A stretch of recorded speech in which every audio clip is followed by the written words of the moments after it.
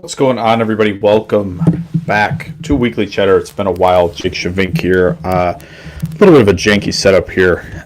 Is do a little Packers-Eagles preview before Sunday Night Football. I got a few things we want to hit. As always, the Q&A is open for business if you'd like to. So we're going to go through some stuff on this one. Talk a little bit about what Green Bay has done to this point and kind of take some stock. We're going to talk a little Tucker Kraft replacement and how that's going to look. And then we're going to jet out of here, probably a little before Sunday Night Football gets going. So if you got questions, if you do all that, drop them in the chat. So quick thing on Packers-Eagles as we get started here. Want to just pull this up really quick, show some NFL team tiers this season. Really simple graph looking at offensive EPA per play and defensive EPA per play. If you kind of look at these lines here, is kind of your dividing line in tiers. Essentially, right, this is, among many other things, why Green Bay's favored in this game, right? This NFL team tiers in terms of EPA play, right? This is giving Green Bay an advantage. They're in that up tier with maybe not quite the Rams, but the Colts, Bills, and Chiefs. Green Bay currently sits in that tier as of Week 10. Obviously, stuff is going to get moved a little bit after the results today, especially with the Bills losing to the Dolphins, but maybe not too much. It's not going to be too significant, I think, with the sample size here. But Green Bay listed and on paper a better team, and they have been this season. If you look at offense, that's extremely true. Green Bay way ahead in terms of offense, in terms of drop back EPA per play.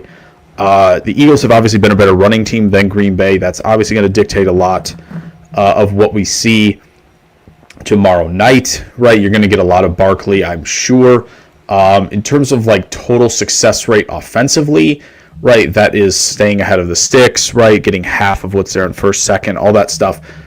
Success rate, Green Bay is third in the league offensively heading into this week. And I know it was a struggle against Carolina. That just shows you that the offense has still been very, very good. Now this will be the first game full without Tucker Kraft, but offensive success rate been extremely good. When you look at Phillies, they are 15th. Green Bay is third. That's a massive difference in terms of the success rate there.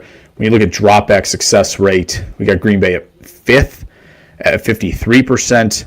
And then Philly all the way down here like 19th in terms of success rate. So like on paper, again, this is a lot of things favoring this Packers team. And then when you look at obviously rushing success rate, I think you'd be a little surprised at Green Bay being 6th and Philly being 12th. Now this is obviously taking into account everything, right? When you look at kind of later in games, it seems like Green Bay's done a really good job of wearing teams down, right? Arizona, they kind of hit some stuff later in the game. Dallas for sure, obviously Pittsburgh as well. Like they were hitting, more successful runs later in the game, but Philly 12th. So like overall, right, when you look at this, obviously they're number one in dropback EPA, right? Philly 12th. You look at rush EPA, obviously Philly will be ahead there. So Philly's generating more explosives, but on a down-to-down consistency basis, right, you're still seeing that Green Bay is kind of a more well put together offense to this point. So that's really good to see, and that should give you some confidence heading into this game. Now, when we look at defense, really quick, just using this, obviously the EPA per play and the success rate will all be here to see. Right, you see them kind of in a similar position. Green Bay's doing better against the pass. Philly's doing better against the run. So that kind of, in a way, should give you some confidence with this passing game, right? Green Bay has been extremely effective in the passing game so far this season. And, Philly has been, that's kind of been their weakness in terms of what they've allowed a higher success rate and a higher EPA per play. That a lot of that will help this team out if they can build that rhythm, and find stuff that they can get to offensively that they like. So, it's kind of almost a strength on a weakness on strength, right, when Green Bay's running the football, and a strength on weakness when Green Bay's throwing the football, despite, I think Cooper DeJean, Quinyon Mitchell, but the safety play hasn't been great from Philly, and they've struggled to find that outside cornerback too. Now, Jair Alexander not going to play in this game. think that's, extremely, extremely notable, right?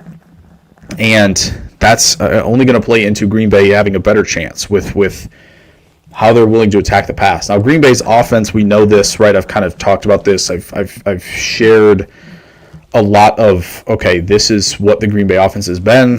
Max Toscano wrote a great article on this when talking about Tucker Kraft, where it's Green Bay's offense has been extremely reliant on the deep passing game, the 7-step drop stuff, dagger concepts, vertical concepts, all of that, right? And you see a lot of it. It's been really effective. And the reason it's been effective and stayed effective is because Tucker Kraft, Josh Jacobs have been serious threats underneath the checkdowns, breaking tackles, right, picking up chunk gains. There is no secret that has been what has been driving them. Now, the first 2 weeks, Green Bay was better in terms of the intermediate stuff. They were doing more of it. Jordan Love was, one of the best at and more frequently attacking the middle of the field against Detroit and Washington. That's something they're going to have to get back to. Now, Philly linebacker play, really, really good, right? Zach Baun, Jod Campbell, that's a good unit there, right? But I think there is still, big plays to be had, but it's going to come down to, I think, Matt LaFleur kind of a little bit more abandoning the run game, building sort of the quick passing game out as to be a function of the run game in this one.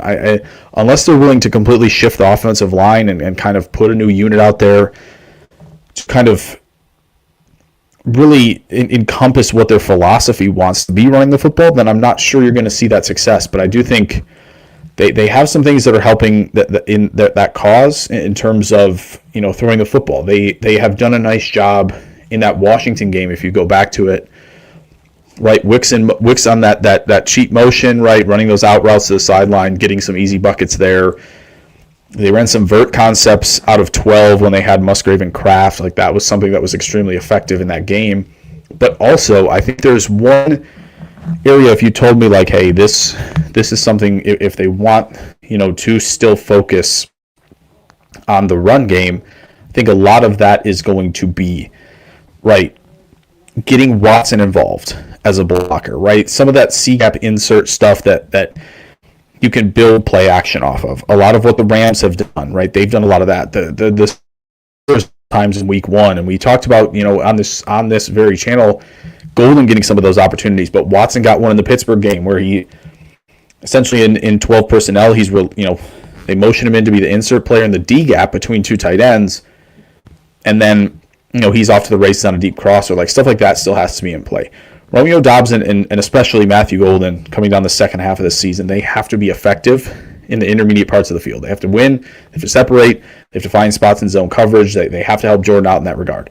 He's been very good at running the dagger concept. I imagine Philly's going to be ready for stuff like that, right? You have a player like Jod Campbell who can cover a lot of space, run the pole in Tampa too, and he's probably going to be ready to poach some of those dagger concepts. You have to get more creative and lean into more of the 5-step drop back game, even if it's under center, for this Packers team. And trust me, Philly is going to want Green Bay to drop these things off into the flat, right, to, unfortunately, Musgrave or to Savion or to Josh Jacobs, because the quarters defense allows them to rally to it. And they've got good linebackers who can do so, and a slot corner who's great at rallying to the football, and Cooper DeJean. And that's where this Watson stressing, the defense more horizontally with running go routes and Musgrave up the seam, threatening them horizontally, is going to be so key in building off of that and finding stuff in that intermediate windows of the field with a Dobbs, with a Golden, maybe even a Wicks as well. And I think that's how you're going to create against this defense. And the Rams did a really nice job, tough play action, getting Stafford on the move, and doing a lot of that when they took that big lead on Philly. And that's, I think, what Green Bay needs to do. And it's going to come down to Fitzpatrick, right? He's going to have to get involved. Josh Weil, maybe he gets involved as well. But Musgrave, it's kind of time to see if he can do much else other than run the seam, because that's kind of what he's been doing, right? That's where he's made his hay on a lot of that. Now you've seen him, running some out routes this year and making plays. But he's going to be leaned on a lot more, especially if they're just going to run the football, at the clip they've been doing so far. So offensively, I think that's what you're going to have to see from them for the most part. And then defensively, how can you kind of combat, what Philly wants to do, right? And I think when you look at Green Bay has run, a majority of their stuff. This might be hard to see, but we'll try it. That's a little hard to see, but Green Bay, essentially what this is looking at is EPA against the pass, right, in coverage, success rate against the pass. When you Green Bay, success rate, they're 7th in the league. EPA, they're 13th, right? That's good. Philly's 8th and 12th. Where Philly has been struggling is yards after over expectation, which you would think, okay, that means that that Bull and Bond and all those guys have been rallying to the football and doing a good job in this quarter's defense. That would be true. It just depends. It depends on how they're getting these to. What a lot of what the Rams did is all the misdirection, all those short crossers, right? Tight ends leaking behind. They're doing naked, all of that stuff where they're getting, linebackers stressed and really put a lot of stress on the second corner, right, and the safeties to come make. And that's where you're getting a lot of the yards after the catch over expectation per reception, is where they're middle of the road, is because they're stressing the safeties. They're doing all of it, and I think that's going to be really, really crucial. And now for defense, right, they run zone 78% of the time. It's 13th in the league. As we kind of saw in week 1, this Philly defense, like Jalen Hurts, they gave him a lot of time back there, and they really limited the passing game and limited explosives. And if Green Bay is going to live in that middle field closed world in this, I think they're going to struggle. Their outside is not built to handle A.J. Brown and Devontae Smith in that regard. Those personal matchups are probably going to be the difference, right? And that's just kind of where it's like Green roster and overall this season play. Philly has these guys who can win 1v1s, right? They got Jalen Carter on the interior on defense who can win 1v1s. They got DeJean and Mitchell who can kind of win 1v1s, right, outside. And then they've got 2 receivers 1v1s. And so I think the biggest thing is Cooper and Quay need to have a good plan for Goddard, who has been really, really effective this year. Hurts has done a good job finding him. They've done a good job getting him the ball. But this unit hasn't been running the ball as well as they used to, especially last season. And obviously injuries have a part to play in that, right? No Mekhi Becton this year, right? Landon Dickerson's been hurt. So the guard play has contributed to some of the struggles of a team that's been heavily reliant on inside zone. And, they get to some other stuff, but that's where their bread is buttered usually in that regard. So, Green Bay is going to have to be more stout up front. And I just don't know if they have the horses for that. That's really going to be the struggle. If you give Philly, these third and shorts, third and mediums where they can kind of open up the full playbook, that's going to be a problem defensively. So a lot of that's going to fall on Wooden and Wyatt and Stackhouse potentially, right? This unit, that's kind of really where they're going to have to live. And that's how you kind of neutralize some of the pass rush that they've had, right? With Wyatt and Parsons and Gary and all of that, is you don't let them. You're not able to really hunt on third down because everything in the playbook is open. That's kind of where Carolina got him, right? They gashed him on the ground, and they really didn't get into many spots where Parsons and them could affect the game. And that's going to be the key again. They're going to have to, and that's the tricky trade-off that Green Bay has, right? Is if you're committing more to the box, that leaves you vulnerable in the 1v1s, and that's really why corner has unfortunately been a reliability. Has been a struggle for them, is they're getting put out in those situations because they're committing more to the run. They're using some of that late rotation, right? And you're getting into these middle field close looks, and teams are feasting against them. That's where Will Johnson to Trey Amos, trading for Rasul Douglas, all that really probably would have helped them a lot. And maybe Asante Samuel Jr. can be helpful in that regard. But Nixon and Valentine have been okay, not great, and I don't expect them to be in this one. But now, when it comes to, if you get Philly into some of these, third and longs, right, second and longs, where you can bring out the whole playbook in terms of zone coverage, where Green Bay has really thrived, right, is in these coverage stats through 9 weeks. It's yards after the catch per reception, yards after catch over expectation per reception. Green Bay's first in both, which means they have been doing a great job not allowing yards after the catch. They've been rallying to the football. They've been making good plays, reliable tackling. That's awesome for this unit.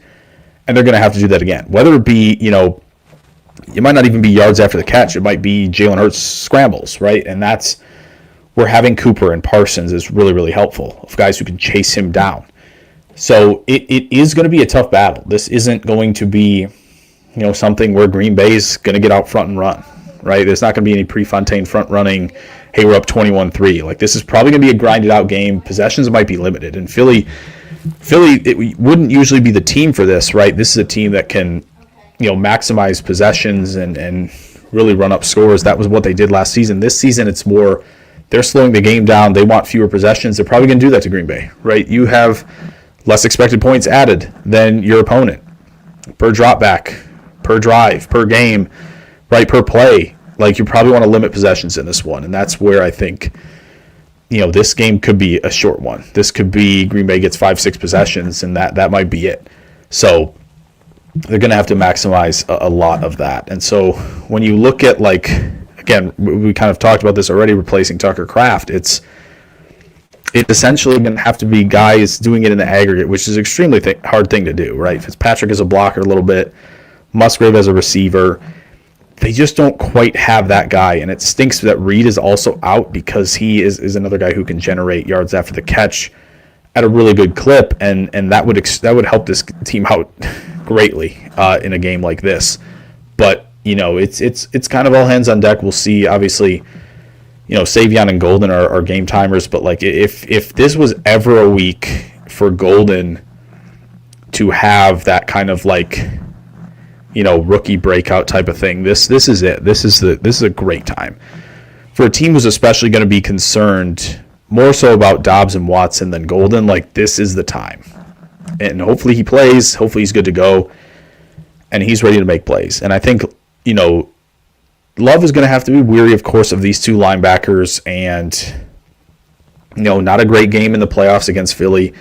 But I don't think it's quite the same defense, and so I think it's vulnerable enough. And yes, Jordan's going to have one of his more precise games, and we know he can do that. He has proven it this year that he is on a different level, and I think it's really going to come down to that. And I think the offensive line, right? This unit has been kind of the biggest question mark, and kind of one that they have thrown a lot of resources to and haven't gotten as many results, right? And Jordan Morgan at guard, it just isn't working. Do they try Belton? Do they try Kennard? Something has to give on that offensive line. And this was kind of a discussion we had in the offseason of if you're going to be a team that's running gap stuff, if you're going to be pulling guys, if you're going to get more vertical in the run game and it's less zone, then you need to have people who can push people around. And Jordan Morgan just isn't that guy, right? Aaron Banks maybe a little more so. This is why you get a Belton, right? Ryan should be doing more of this. And so it's going to be interesting to see, if nothing changes running the football, if it's the same lineup out there. I feel like you just got to, even in neutral spots, you got to pass the football. This isn't, you can get under center, and that's going to help a lot, but you're going to have to throw the football to win this game.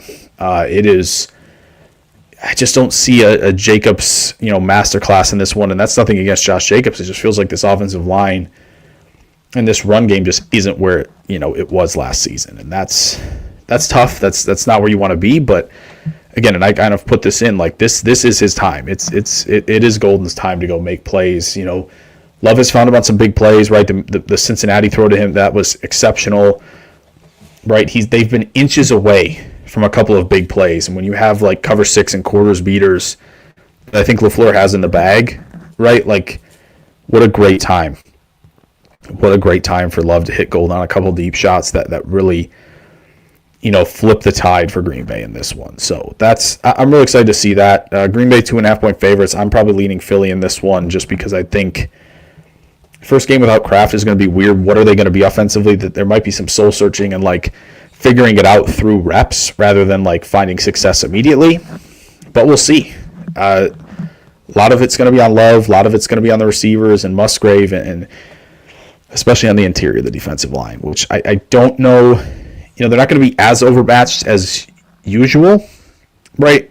But it is one where you still have those two tackles, and I think I do think Green Bay is going to be here to play, though. This is a game you get up for, right? This feels as important as Detroit Week 1, so I do expect them to show up for this one. So with that said, I'm excited for this. We're going to get a lot of good info on what the offense looks like without Kraft. So I hope you guys enjoy that, enjoy the game tomorrow night, and enjoy what else we're going to have going on the channel. There will be something tomorrow. Maybe 2 things tomorrow we'll see on Micah, perhaps, or on replacing Musgrave and how it could work, or replacing Kraft and how it could work, perhaps with Musgrave with some of the new additions. We'll see, but you guys will see that tomorrow. So a lot more stuff coming. We're going to make these live shows a little more prevalent. During the week, we'll probably have to find kind of a weekly time for it, maybe a Friday. But yeah, thank you guys again, and I will catch you guys very soon. Take care. Go Pack Go.